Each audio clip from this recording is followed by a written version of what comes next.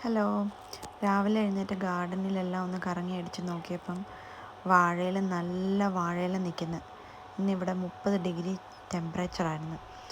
അപ്പം ഞാൻ ഓർത്ത് പൊതിച്ചോറുണ്ടാക്കാമെന്ന് നോക്കിയപ്പോൾ കുറേ ചീര നിൽപ്പുണ്ട്. ചീരയെല്ലാം അങ്ങനെ പറിച്ചു. ഇത് കണ്ടില്ലേ, ഗാർഡനിൽ നിന്ന് തന്നെയുള്ള പച്ചമുളകും ഗാർഡനിൽ നിന്ന് തന്നെയുള്ള ചീരയും കുറേ വെള്ളരിക്കായും ഉണ്ടായി നിൽപ്പുണ്ട്. 1-2 വെള്ളരിക്കായും പറിച്ചു, ചീരയും പറിച്ചു. പൊടിമീനുണ്ടായിരുന്നു, അത് വറുത്തു. ഒരു സാമ്പാർ തട്ടിക്കൂട്ടി. സാദാ ആഡംബരങ്ങളൊന്നുമില്ലാത്ത ഒരു സാദാ പൊതിച്ചോറ് പൊടിച്ചോറിന്.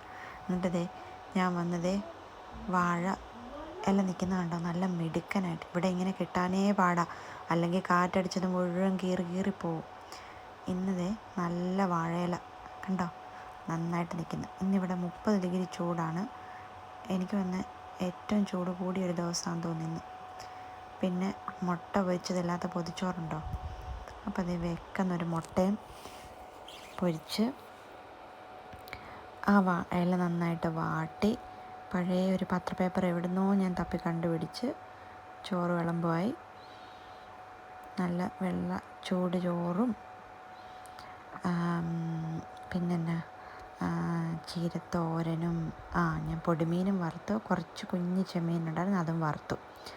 ചെമ്മീൻ ഇവിടെ അതൊക്കെ ഇഷ്ടം എല്ലാവർക്കും.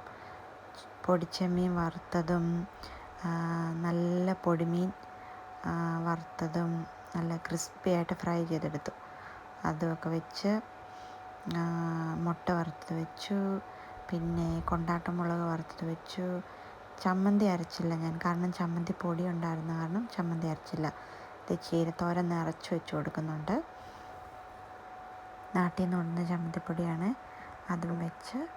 പിന്നെ മീനച്ചാറുണ്ടായിരുന്നു, നല്ല അമ്മയിട്ട ചൂര മീനച്ചാർ. എന്നാ രുചിയാണെന്നറിയാവോ?